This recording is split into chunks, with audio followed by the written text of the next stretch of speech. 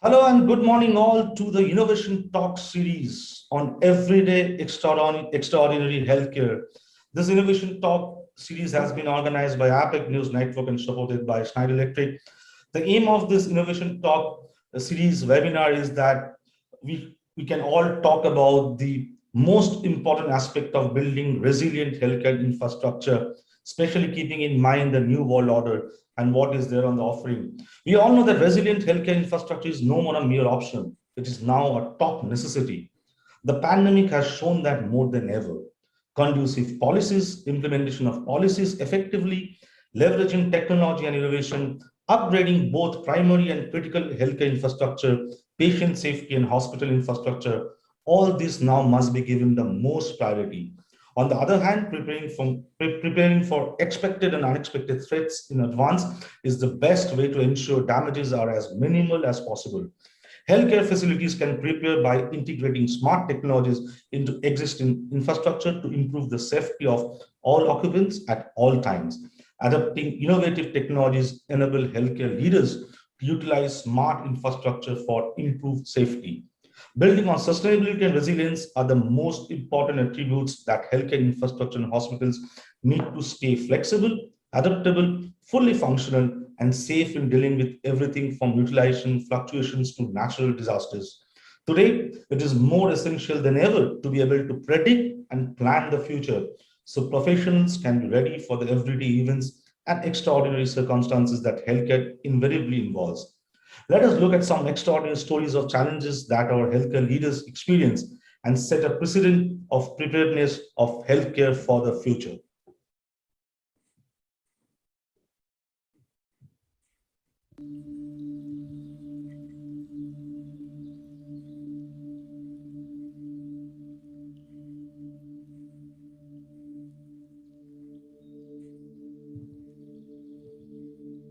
Hi, I'm Dr. Ritu Gar. My main work is to support my team here. FMRI is a JCI accredited hospital. So we do have some level of preparation for the expected disasters, let's say an earthquake or a flood or a fire. Having said that, I think we can never be prepared enough. Gurgaon was flooded last year, so there were torrential rains at one point of time, and despite all our best efforts, there was water accumulating everywhere. The first monsoon was unpredictably heavy. The entire Gurgaon was submerged, and we have our huge DG sets that are in an area which was getting flooded. Now we had a lot of patients in ICU. Of course, we needed full battery, backup.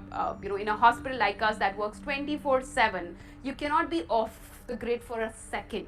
So we need backups for backups for backups. And while we had all of that, it is still dependent on those DG sets. So yes, that was one such situation that just took off by surprise. I'm DN Suresh. I take care of infrastructure at Max Healthcare. Basically, infrastructure covers all the things that is physically required to run an hospital. See, hospital is always a place where it has to cater to emergencies and untoward incidents.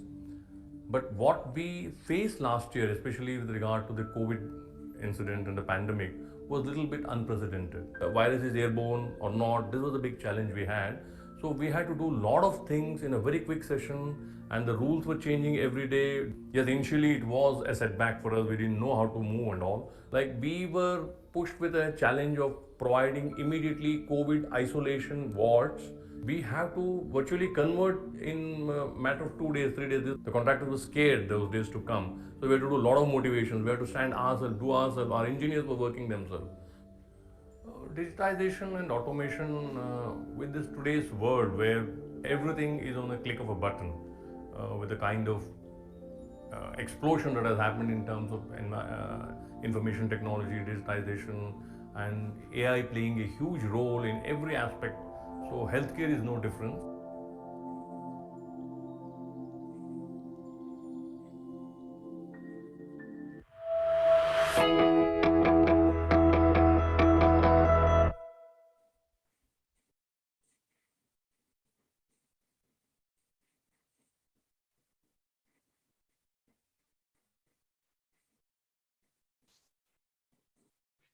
You're seeing the video. We are talking about resilient healthcare infrastructure for future. And in this context, the Innovation Talk webinar series has been organized by APEC News Network on everyday extraordinary healthcare, with a special focus on Maharashtra state for this edition, its present healthcare infrastructure, future, and the importance of technology innovation along with safety. And for this edition, we have eminent speakers with us. Let us welcome our esteemed speakers. It is indeed our honor to welcome Dr. Ramaswamy N, IS Commissioner, Health Services and Mission Director, National Health Mission, Government of Maharashtra, who will be delivering the keynote address in the webinar. We welcome Dr. Ramaswamy. Thank you so much for joining us today. Thank you. We're also joined by Dr. Sujit Chatterjee, Chief Executive Officer, Dr. LH Hiranandani Hospital. We welcome Dr. Sujit Chatterjee. Thank you so much for joining us today. Thank you. Honored to be here. We're also joined by Mr. Nikhil Pathak, Vice President, Central Offer Marketing and BD, Schneider Electric, Greater India Zone. We welcome Mr. Nikhil Pathak. Thank you so much for joining us today. Thank you. We're also joined by Mr. Abhi Zaidi, Head of Partners, Aveva. Thank you. Pleasure to be here. So without taking much time, let us start the webinar with the first question to Dr. Ramaswamy. Dr. Ramaswamy is a 2004 IS officer of Maharashtra cadre, currently serving as a commissioner and mission director, National Health Mission. Dr. Ramaswamy has played a huge role in earlier stint in BMC, where he played an important role in terms of containing the spread of COVID-19 pandemic in the state. So over to you, Dr. Ramaswamy. My first question to you will be, what promising advancements do you see in the healthcare infrastructure with the dawn of the digital age? Your take on that, Dr. Ramaswamy. Yeah. Thank you. This is a very pertinent question at this point of time. We have to have physical infrastructure, but we have to evolve with the evolving technologies. In medicine, so we have shown in major digital advancements which will help in the health sector. What I think is that telemedicine, tele-ICU, now Government of India had launched a digital health mission also, and teleradiology and telediagnostic techniques. Apart from that, machine learning. So now we have huge physical infrastructure. We have a lot of facilities, but the data has to be analyzed properly, and we have to use this technology for the benefit of the common man. For example, there are new machines and technologies which have been evolved for remote this ECG or remote technologies for this diabetic foot. So if we do it in a large scale and if it is analyzed properly, and especially using artificial intelligence and machine learning, that will give a big boost to the healthcare of this common man. And we have a lot of facilities now. Everything is in the cloud. Now the technologies have come up to that extent, but we have to scale up. And in the process, the common man should benefit from all these technologies. So currently, eSanjeevani is one of the major projects that we are using for telemedicine. Every day we consult more than 2,500 cases, both through this health and wellness centers. Recently we have a lot of health and wellness centers, and as you know that we have enhanced our digital infrastructure. All our doctors, even to the level of ASHA workers, we are equipped with all digital gadgets. All my community health officers, ANMs, they're all having their tabs and digital mobile phones now. So we will be soon providing almost 60,000 mobile phones, smartphones to ASHA workers also. Basically, we have to use this technology, whatever which is available, and with the help of this telemedicine, teleradiology, and the technology of artificial intelligence in giving smart solutions, I think this will be the future in the digital age in health sector. Right. Dr. Ramaswamy spoke about integration of AI and ML and telemedicine, and also talked about giving smartphones to all 6,000 ASHA workers. But end of the day, if I take a crux of what you said, that end of the day, using technology for the benefit of common man, and technology is the future, especially when we talk about building resilient healthcare infrastructure. Technology and innovation has to be leveraged. I'll come back to Dr. Ramasamy, but before that, let's have a perspective from Mr. Nikhil Pathak, Vice President, Central Offer Marketing and BD General Management, Schneider Electric, Greater India Zone. Mr. Nikhil,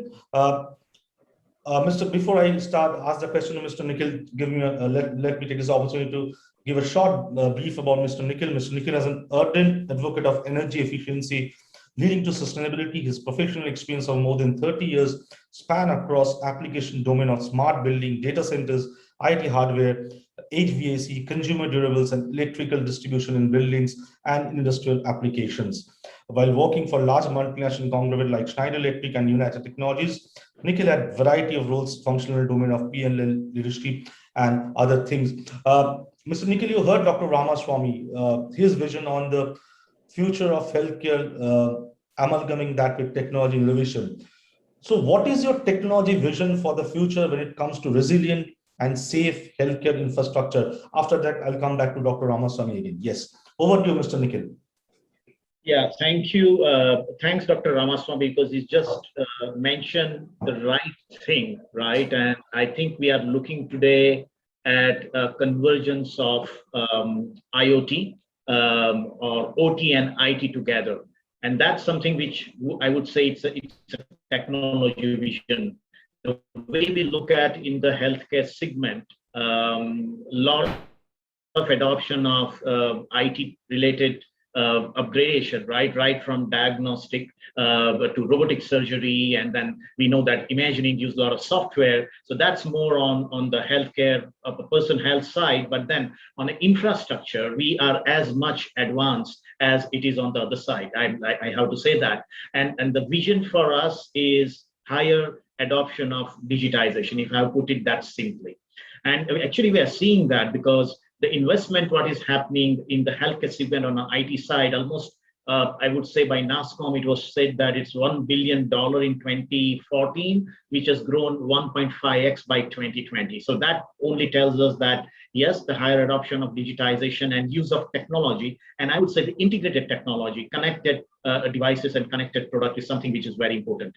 Now, the patient safety is paramount before even they get inside a hospital, but once they get inside a hospital or healthcare premises, so it's a physical environment in which they are there, where there are a lot of critical care facilities, starting from ICU, surgical theater, procedures rooms, and everything. And the big focus, the foundational of everything is patient safety. Almost, you see, globally, 40% of fire, I'm talking about safety, in India also, 40% of fire are electrical origin. So when you come towards the technology vision, I would say, why can't we use technology? And we have to use this technology to make the hospital critical infrastructure more safer. That's fundamental. And then, yes, today we have those solutions, and especially from Schneider Electric, which is pretty much helping making the critical infrastructure more resilient. We have the solutions which are connected, a lot of data, and with a lot of data you can monitor, and what you can monitor, you can manage it better, right? And then these solutions are the one which can also possibly give you a predictive analysis of a different failure mode into the critical equipment, which will help you to take proactive actions. That's number one. Number two, 80% of electrical fire in hospitals were kind of preceded by visibly identifiable electrical conditions, right? Such as light flickering, slow moving appliances. And then when you see this, you take corrective action. But if we don't see this, what would happen? So the fundamentally, we are saying that we want to establish a system which is self-diagnostic and which can also take corrective actions immediately. Just to give a very small example of electrical panel, which could be the cause of fire. Now, today we have a heat sensor and heat text within that electrical panel where it automatically senses this, and you don't even need to go to electrical panel to switch it off, because the moment temperature rises, the power breaker will switch off the electrical panel. And that's the kind of innovation that can happen with our digital remote monitoring operations, which we can remotely monitor the electrical equipments and the entire facility for that matter. So this is sort of a visions what we have as we progress. It's once again a convergence of OT and IT, the higher use of AI, IoT enabled devices in the facility, which can give us an actionable, intelligent data to take the corrective action. So that's something which I would say is the vision as we move forward on a technology landscape. Right, right. Thank you so much, Nikhil. I pointed out, I noted your point that when you say that what you can monitor better, you can manage things better, and there the role of technology and integration of various technology will be playing a very important role, not only for present day, but also for coming months and coming years, especially when we are all staying in the new normal, the new world order, and that has to be given utmost importance. I'll come back to, but before that, let me go back to Mr. Dr. Ramaswamy. Sir, if I may ask about the Maharashtra perspective, what are the major initiatives taken by the Maharashtra government to upgrade and upscale healthcare infrastructure in the state? Your thoughts on that? So, in the background of COVID outbreak, the entire country, rather the entire world, is focusing on infrastructure, upgrading infrastructure.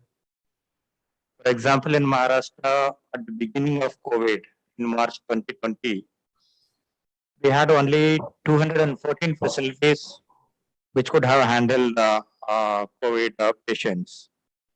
Now we have 6,888 facilities which can handle COVID patients. And that time we had hardly 11,300 isolation beds. At this point of time, till yesterday, now we have more than 4.66 lakh isolation beds for handling COVID patients.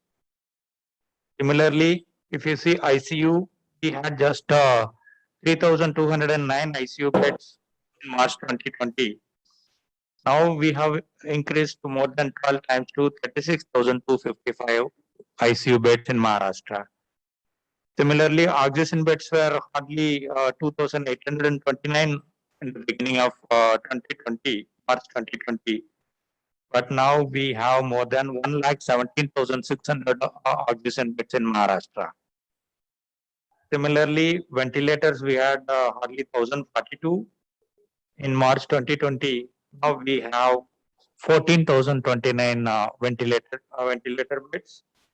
And if you see the RT-PCR under the laboratory facilities, it was hardly 3 labs in March 2020, and now we have 608 labs.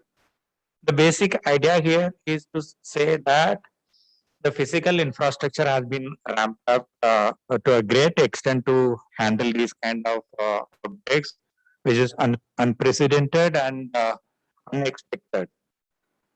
Maharashtra faces the highest number of cases. Right now, we handle more than 63 lab cases, and still the numbers are though it's going down.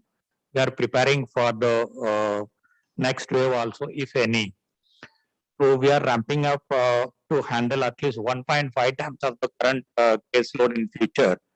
Accordingly, the physical infrastructure is being ramped up. There are various sources of funding. We are approaching Asian Development Bank also for permanent improvement of our infrastructure. And COVID packages also recently we got 1,300 crores. We are improving all our infrastructure. We have the highest number of primary health centers, more than 10,000 centers, 1,830 primary health centers, 23 hospitals, many such infrastructure. But considering the population, and as you know, in India, the out-of-pocket expenditure for the common man is highest probably in the world.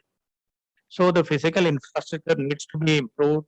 And if you see the various reports of experts committee also, that we have to invest a lot more, 2.5% of the GDP. Currently, we are using around 1% of the state GDP only in infrastructure. So that is why Government of Maharashtra had allowed almost 25% of that district planning fund also to be utilized exclusively for the health sector. So we are continuously improving and increasing the numbers. and including the facilities required for pediatric care. Though the pediatric cases may not be too high as projected in the media, we are prepared because others are fully vaccinated, mostly vaccinated. Maharashtra had done more than 5.5 crore vaccinations so far. So, considering all these aspects, we are improving our infrastructure. Moreover, our focus is because of COVID, we are into this infectious disease. Otherwise, if you compare the disease pattern over the years between 90s and today, it's mostly non-communicable diseases, which needs more attention. So we are improving our infrastructure also, keeping in line with the changing pattern of diseases. And the other thing, the earlier speakers were mentioning the fire and electrical safety thing also. That also we have done auditing. So you might be reading so small unfortunate incidents happening in various places, whether it is Maharashtra or Delhi or Haryana, wherever this fire and other incidents keep happening in medical institutions, whether it is private or government. So there we have taken a major drive of auditing all these audit, both fire and electricity audit across all institutions. And we have given the powers for the district level authorities also to spend money on that. And for bigger institutions, we are providing from the state government. Basically, safety of the patients is of utmost importance, whether it is ICU, NICU, or normal wards. So, both in terms of quantity as well as quality, we are continuously improving, and that is a priority of the Maharashtra state as of now. Thank you. Thank you so much, Dr. Ramaswamy, for an update on what's happening in Maharashtra. You talked about the overall physical infrastructure and also how Maharashtra is preparing for the third wave, if it's there. In terms of infrastructure, you talked about the safety and fire safety norms as well. Before I move to our next speaker, I just want to come back to Dr. Ramaswamy on a small question. So your thoughts on resilient healthcare infrastructure, your thoughts on that, maybe in a minute or so. See, we have to adapt with time. There are latest technologies available. Whatever was existing 10 years, 20 years, or 30 years before is changing now. There is a paradigm shift in all these technologies. All these technologies are changing very fast. We have to adapt to the technologies. But as commissioner, we always, as a government, we always keep the common man's perspective, their safety, their services, how to improve the quality of the services. Quantity wise, if you consider, Maharashtra is one of the leading state in terms of number of institutions what we are having, and the number of institutions, manpower. But what we are focusing now is we have to improve the quality of the services that we are providing. And as I mentioned in my earlier part of my speech also, that now we have to focus not only infectious diseases. Because of COVID, it is getting more attention now. But our concern now is more of non-communicable diseases. And for that, we need a different kind of infrastructure. It is not only physical infrastructure, we need a lot of technological inputs. As I mentioned in the beginning, that we need a lot of digital solutions, whether it is teleradiology or telediagnostic techniques, telemedicine, tele-ICU. We need to reach to more number of people. We have to use latest building technologies. Even in this next wave preparation, we are going for more of fast construction technologies, because we have to simultaneously run both COVID and non-COVID facilities. If we convert every hospital into COVID hospital, all the non-COVID services are affected very badly. So that is why we are adding additional infrastructure in these places, which can be established within 3 to 4 months, which can last for 15-20 years. So we have to grow with time, and we have to use all the latest technologies, whether it is for safety or for establishment of infrastructure. We have to use it on a large scale. Thank you. Thank you so much. Thank you so much for your vision, Dr. Ramaswamy, on the overall aspect of healthcare, technology, and infrastructure. and what lies there in future. Thank you so much for joining us today as well. And now I move to Dr. Sujit Chatterjee. He's the Chief Executive Officer of Dr. L.H. Hiranandani Hospital. Dr. Chatterjee has been the CEO of Dr. L.H. Hiranandani Hospital since its inception in 2002 till date. He's also recipient of the Ramakrishna Bajaj National Quality Award, International Asia Pacific Quality Award 2009, the only hospital from India to win this prestigious award. With this, let me ask a question to Dr. Sujit. Dr. Sujit, my question to you will be that how can hospital infrastructure transcend to become safer for patients by upgrading the existing infrastructure and ensuring hospital resilience and continuity? So till now, we had a perspective from government, we had a perspective from the technology leaders. Now let's have a perspective from the hospital also. So Dr. Sujit, your take on that. Yeah, well, the existing infrastructure had not really catered for, and I'm talking about hospitals pan-India, the existing infrastructure had not catered for situations of endemic or a pandemic that we've recently witnessed. So therefore, the first task is to ensure that these hospitals or this existing infrastructure is made safer. Now, what do we mean by actual patient safety? I would say the patient who comes into the hospital should actually, not have falls within the hospital because of the hospital. So therefore, there are so many things that we've spoken about. But let me get down to the basics. The first thing that I think is very good lighting. So therefore, any hospital which has not gone into the LED lighting should consider that. Look, there is going to be a cost. There is going to be a cost, but the capital expenditure is definitely recoverable with your reduced electricity bills over a period of time. So I think this is the first thing that existing hospitals can do. The other thing is the flooring. Now, not every hospital can have non-skid floorings, but there are certain areas which are absolutely mandated that you must have non-skid floorings, and that is the toilets. So therefore, that would be the second thing that I think needs to be looked at for the existing hospitals. I'm just talking about existing hospitals, that you have non-skid floorings in your high-risk areas. The third thing that I think is, today you require to understand that air conditioning, though it is important, but air circulation within the entire hospital is far more important than just having a temperature and relative humidity being maintained at a particular level.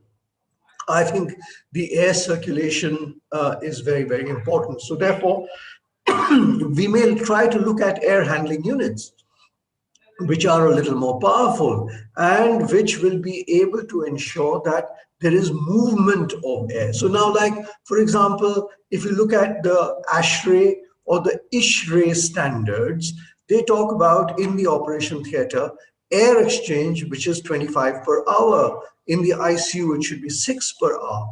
But the entire facility, that the entire hospital needs to understand that at least the entire area should have at least 2 air exchanges per 24 hours. There may be the need of having 100% air exchange in certain areas. And I'm talking in terms of the bone marrow transplant units and things like that. So therefore, the infrastructure which is already there can look at all of this. So these are extremely important, including your painting. The painting of the hospital needs to be with a paint which does not release volatile organic compounds. So the VOC, should be absolutely under check. And these are all very, very possible.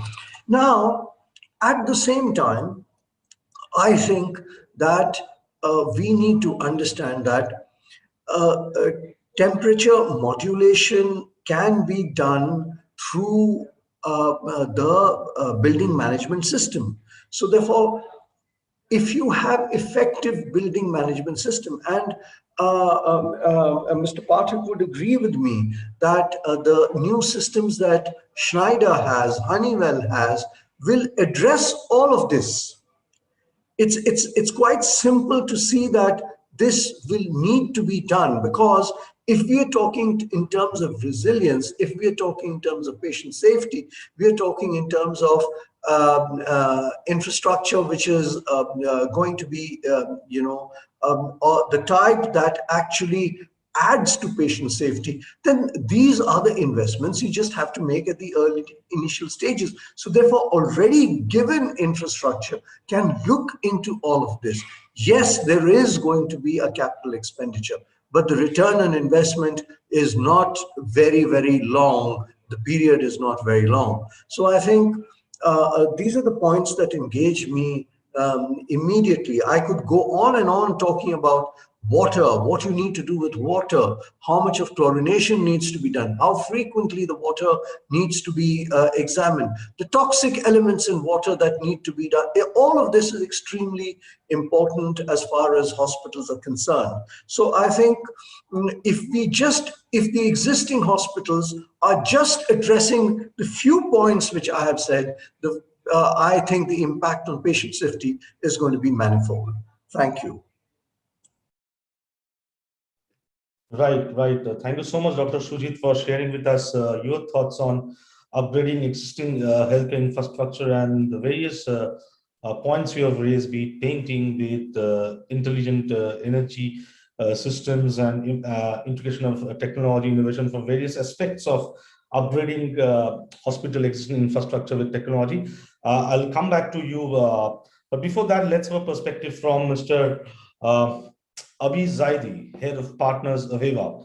Abiz is an alumnus of IIM Lucknow. He's a senior management professional who has worked in the software industry for over 2 decades. In his present role, Abiz is driving industrial automation software business at Aveva India, formerly Schneider Electric Software India, through an ecosystem of partners. So, Zaidi, you heard Dr. Ramaswamy, you heard Dr. Sujit Chatterjee, you heard Mr. Nikhil as well. Dr. Sujit was talking about upgrading existing healthcare infrastructure, hospital infrastructure. He shared his vision. If I may come to you by asking that, what are some of the operational challenges in healthcare that can be mitigated with the integration of connected technologies? I think Mr. Nikhil also spoke about connected technologies in his introductory speech. So what's your thought on that, Zaidi? If you can unmute. Yeah, thanks, Avik. Yeah, sorry. Yeah. So a lot has been said by Dr. Swamy and Dr. Chatterjee on size, scale, affordability, especially coming from Dr. Ramaswamy's side, and then various aspects. But I would like to echo more on the safety and security aspect of this particular operational challenge. And why do we need safety and security? It all boils down to trust and availability. So I would like to elaborate a little bit on 2 views rather. So one is a patient view, and the other could be a healthcare provider view. The patient of today, he may not be ill. He may be proactively looking at availability and trust-based availability. He is connected. He has a mobile phone in his hand and can be wearing unobtrusive wearables, such as, we all know smartwatches that can monitor heart rate, oxygen levels, heart monitoring patches, or it could be contact lenses that can monitor glucose levels. So he is today connected.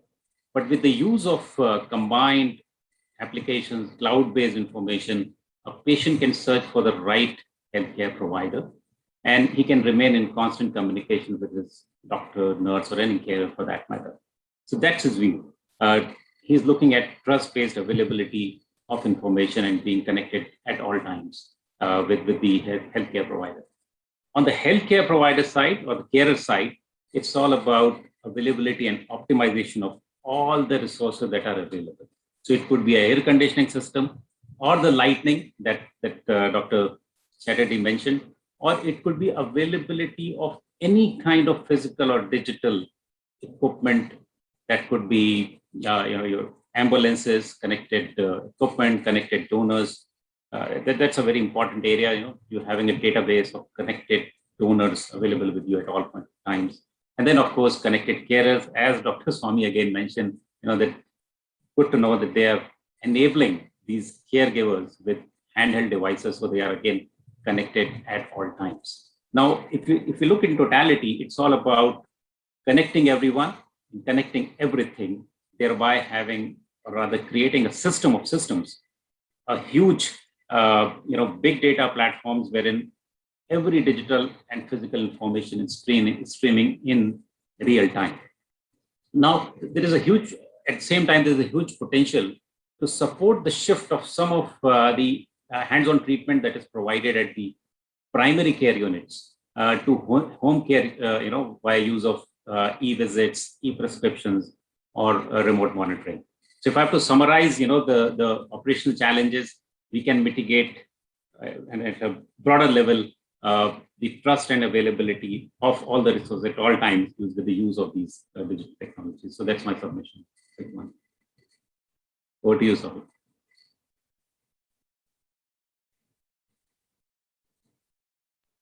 Thank you so much, Abiz, and you talked about the importance of connected technologies to overcome these challenges of healthcare.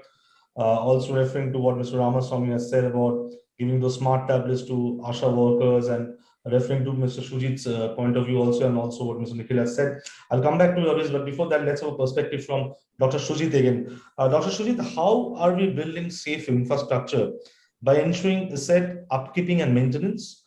How is digitization playing a pivotal role in enabling this further, ensuring safer environment? You're the CEO of one of the biggest hospitals in the country, so you're in the right position to talk about this. So your thoughts on that?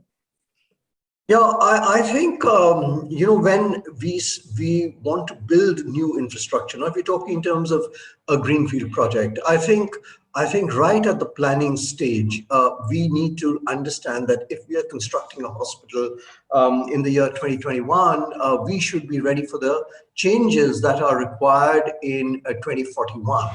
So therefore, that's where the planning should come in. Now, there is the building code from India. There are building codes the world over, and we need to amalgamate the best practices that each one of this has to ensure that you have a very good infrastructure which comes up and which is future ready. Now, some of the planning would require to be in a manner that can easily be ramped up. For example, let me give you an example in my hospital. Now, I have a grid which is about 220 square feet. Now, I have this for a twin share room or a single room or any other room. Now, during the COVID time, in a twin share, I could put in a third bed because of a large grid. All I needed to do was to attach a multi-prong oxygen connector so that all three patients get oxygen. Right. So therefore, this is what is required. So therefore, if we are talking in terms of 800 square feet per patient area or room, we should be thinking in terms of something like 1250 square feet per bed area, so that we are future ready. I mean, I'm not going to be able to tell you what is the next pandemic in line which is going to be coming to the world. So therefore, I need to be ready for every exigency. And let me tell you that when the BMC, the Bombay Municipal Corporation, said that we need to ramp up beds, we were able to ramp up 100 beds in this hospital within 48 hours. I didn't require anything else. All I required is one vendor to provide me beds. Now, those beds don't have to be multi-motor driven beds, etc.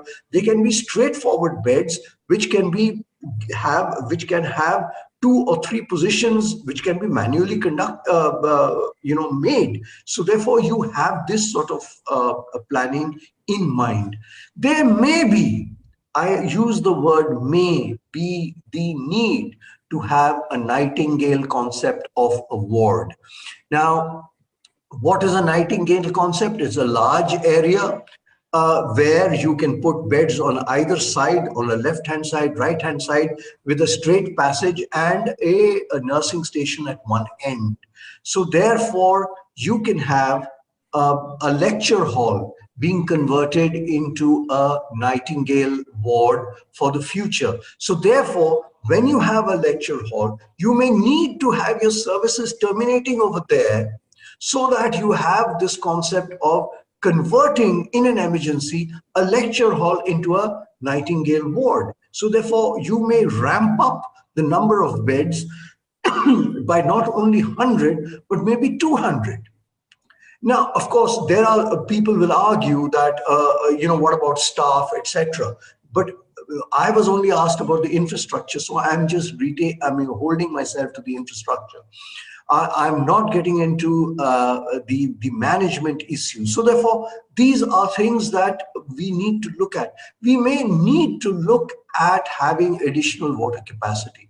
And that additional water capacity, if you're calculating for 600 liters per patient per day, you may need to understand that you need more capacity. Now, how are you going to get more capacity just at the drop of a hat?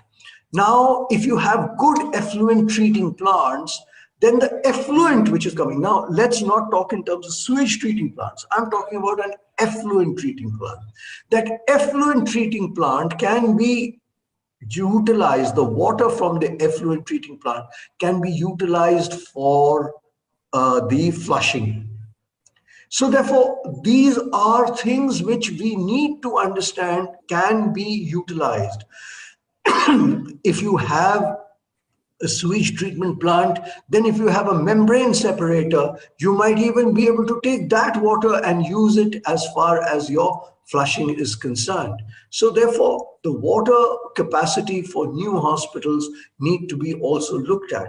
I'm talking about, let me just draw a line from the lady who spoke about Gurgaon being flooded and her DG sets were threatened.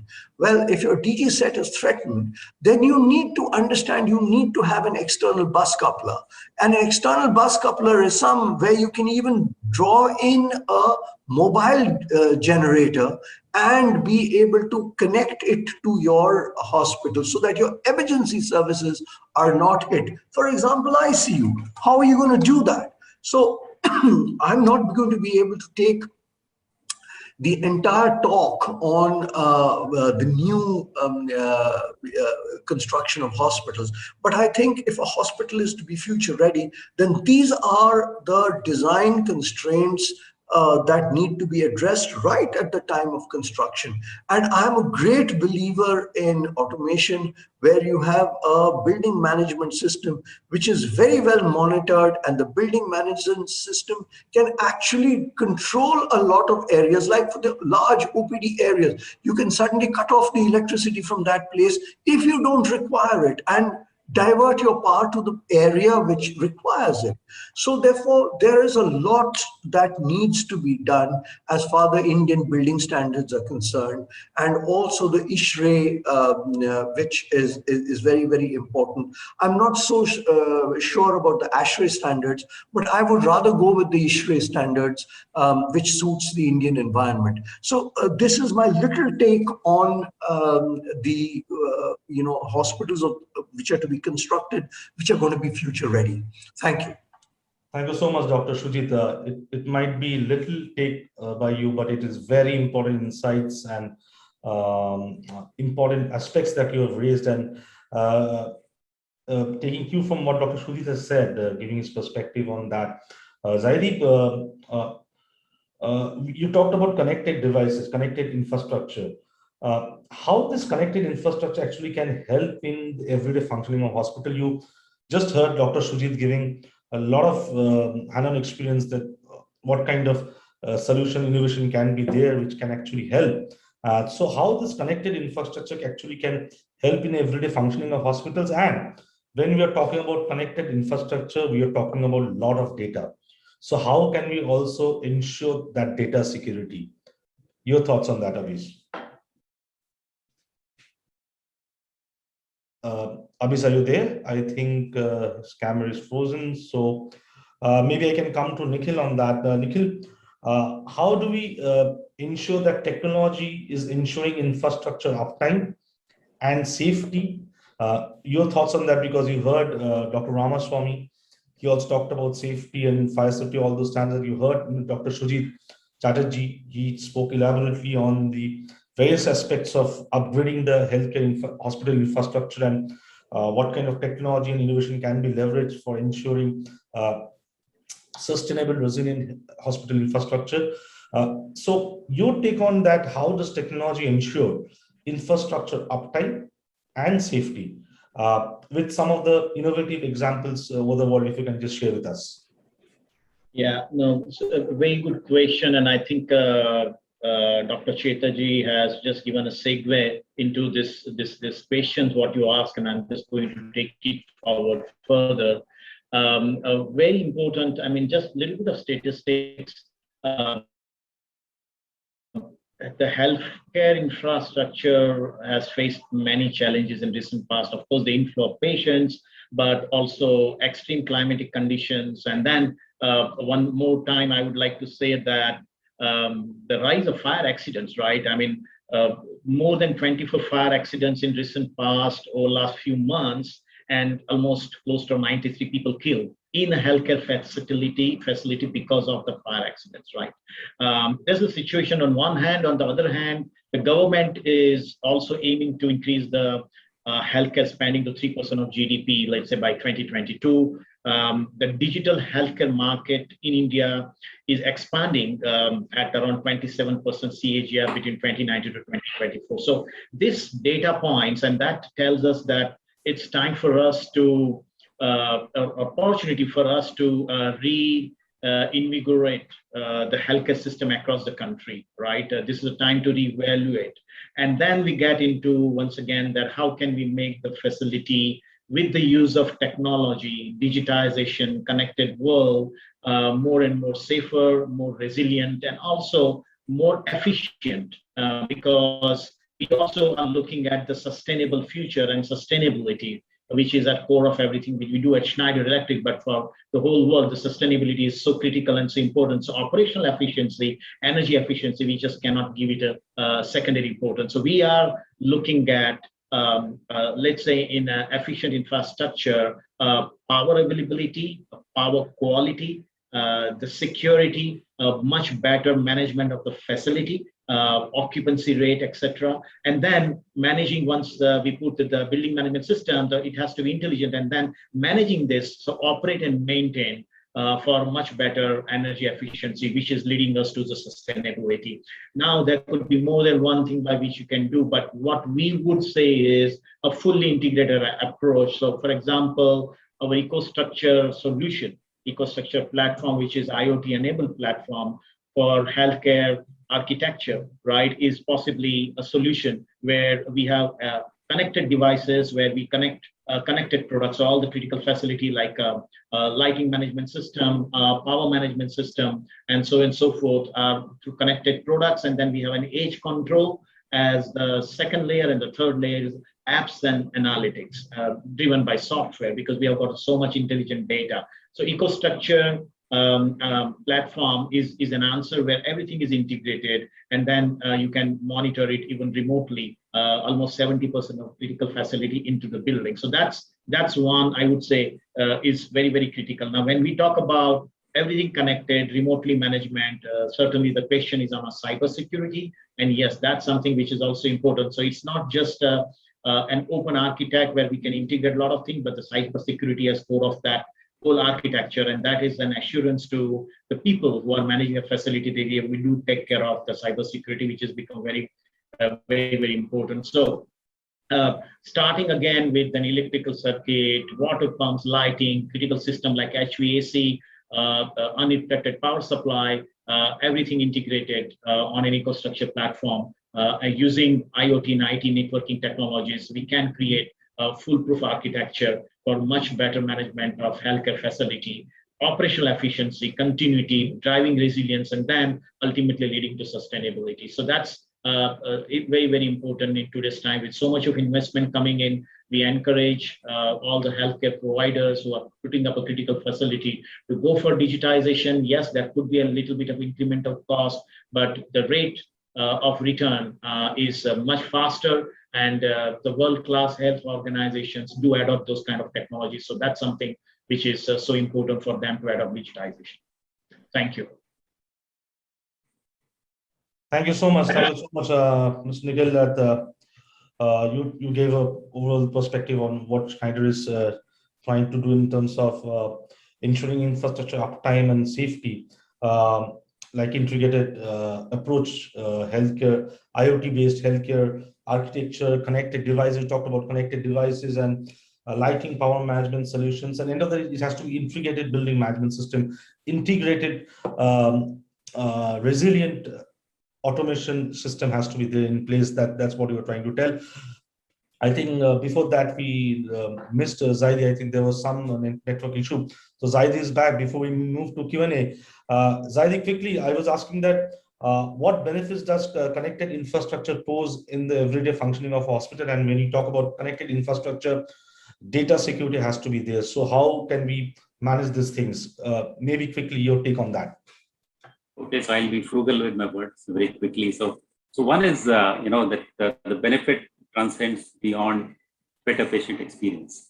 So while we are talking about connected or connected building, doing building automation in a hospital, but then it goes beyond that. And here I would like to place a case study, or a couple of case studies I've taken one breath. We have these real use cases wherein we have set up command and control centers for hospital and healthcare providers, wherein we provide them with healthcare dashboards.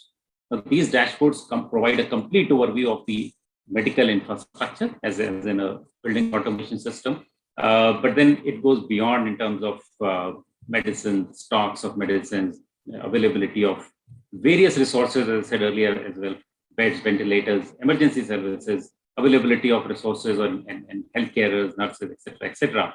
And then once you have all of this information streaming in real time, you can also connect the information inside an hospital to the outside world. So, for example, various agencies such as legal agencies, government agencies, disaster management agencies, etc. So this is where you get a real-time situation assessment.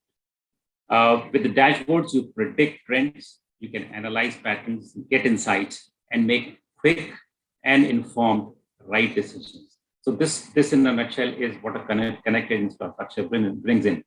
And as I said earlier, we have successfully, kind of set up these command control centers, many of these live, especially in this evolving pandemic, wherein places such as Pimpri-Chinchwad Municipal Corporation, Belgavi Smart City, Namchi, Gangtok Smart Cities, wherein we fought shoulder to shoulder along with various of these disaster management and pandemic fighting agencies together with them by setting up these command and control centers with all these real-time dashboards in place. So in a nutshell, again, to summarize, the connected infrastructure brings all of these benefits to help agencies make informed and right decisions quickly. Right.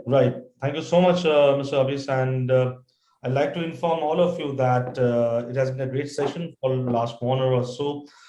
Innovation Talk series on everyday extraordinary healthcare. Here we focus on Maharashtra state also.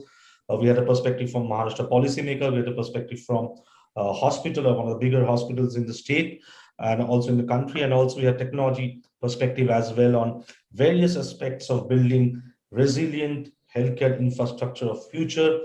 Also how we can leverage innovation and technology in a better way, in an integrated way, so that optimization of energy and optimization of workforce, optimization of all our assets can be done in a professional way, on an efficient way, on a resilient way.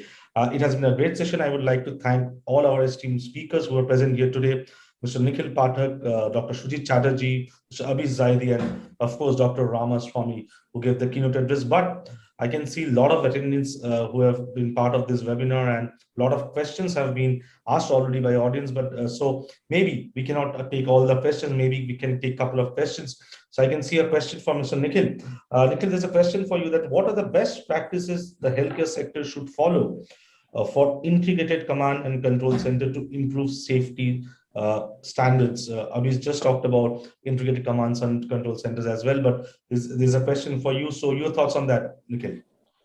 Yeah, a good question. So there are standard operating procedure when we look at creating a command and control center, right? And then I think that is at the basic blueprint of it, that what we want to monitor, and then what should be our response. So it's not only monitoring, but responding to that monitoring, and then even events which are happening. I think that's end-to-end thing. So this is very critical, defining a standard operating procedure and then translating into the real life situation.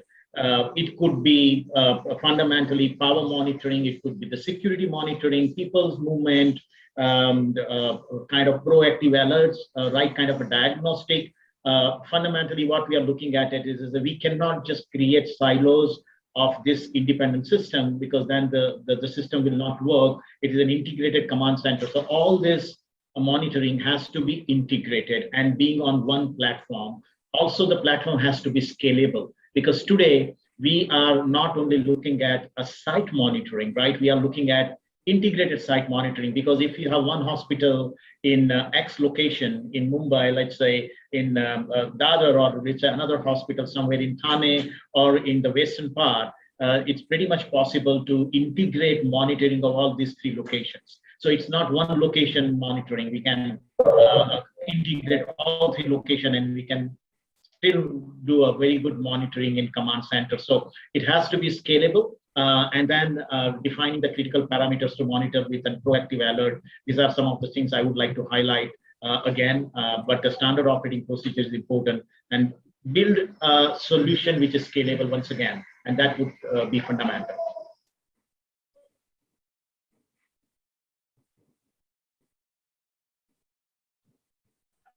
You are on mute. Sorry, that's the part and parcel of using technology. So, so that was quite an insightful take by Nikhil. I'll come back to, because I can see one more question for you. But before that, I can see one question for Dr. Shujit. Dr. Shujit, there's a question for you that from a healthcare provider perspective, what are your expectations from an energy solution provider like Schneider? If you can just quickly, in a minute or so, share your thoughts on that. Yeah, the first thing that I would like, my expectation is that the efficient use of energy, how do I have efficient systems which are, utilized? For example, my building performance index, what is the amount of energy that I have been entitled, and what is the amount of energy that I'm using? For example, if I have got a clearance of 1500 kVA, then I should be using something like about 1200, 1250 kVA. So, but all new machines, how do I get, them to be installed? Then at the same time, I need to understand that since I'm using very high energy machines, I might have harmonics. So somebody should advise me on what are the harmonics which are happening within the hospital and how to control the harmonics. So therefore, it becomes efficient use of energy. So therefore, these monitoring systems have to be comprehensive. I should be able to, at the touch of a button, be able to reduce and increase temperatures in any part of this infrastructure that you create. So, and also as far as the heating, ventilation, and air conditioning is concerned, I would like some person to come and give me a complete picture that this is what you need to do, and incorporate that in my earliest design in the hospital. So I think that's my expectation. Right, right. I think quite a important point raised by Dr. Sujit, that what kind of expectation he's having from a company like Schneider or any company per se, especially when it comes to upgradation of hospital infrastructure. Points noted. Before we end this webinar, I can see one more question for Nikhil. Nikhil, one question for you: that how hospital emergency resilience extends to facility systems preparedness. Your thoughts on that quickly. The emergency resilience extend to the facility system. I would say yes. How can we be prepared for the event management? And that takes us to monitoring the critical facility, right? As I mentioned that if there are power outages because of any issues with the equipment in the system, if we have an alert, what we call a predictive analysis, by monitoring 24/7 those kind of an equipment, they will tell us that it is likely to fail, right? When it is likely to fail, when we know with that prediction, we can prepare better.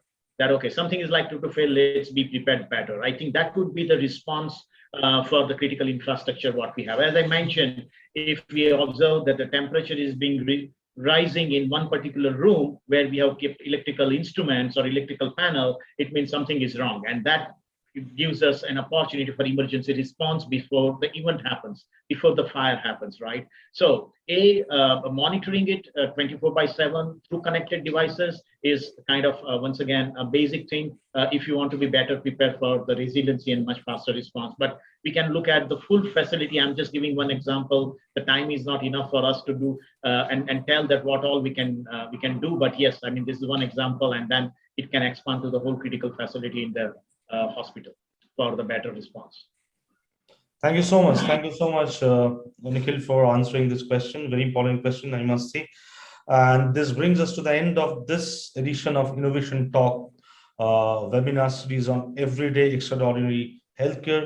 Is organized by APEC News Network and supported by Schneider Electric. And today we had eminent speakers from the state of Maharashtra. We had policymakers' perspective by Dr. Ramaswamy N. is an IAS officer, also happens to be the Commissioner of Health Service and Mission Director, National Health Mission, Government of Maharashtra. We were also joined by Dr. Sujit Chatterjee, Chief Executive Officer of Dr. L.H. Hiranandani Hospital. We were joined by Mr. Nikhil Pathak, Vice President, Central Offer Marketing and BD, Schneider Electric, Greater India Zone, and by Mr. Abiz Zaidi, Head of Partners Aviva. I again thank all of you who have joined us today and all our esteemed delegates who have participated today to watch this special edition of Innovation Talk webinar series on everyday extraordinary healthcare, where we all talked about how we can make resilient, connected, intelligent, smart healthcare infrastructure for the future. Thank you so much.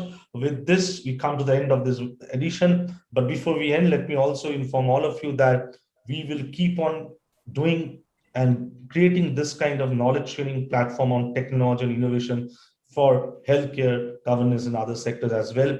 And do join us for the next edition of this Innovation Talk, which will be going to do with the state of Orissa, focusing on Orissa. We'll again have a perspective from a policymaker from Orissa, also a hospital perspective from Orissa will be there, along with technology perspective from Schneider itself.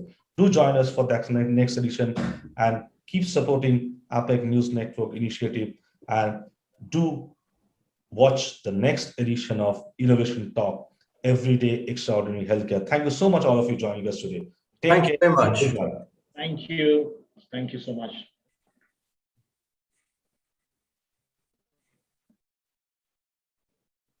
Thank you, Nikhil. Thank you.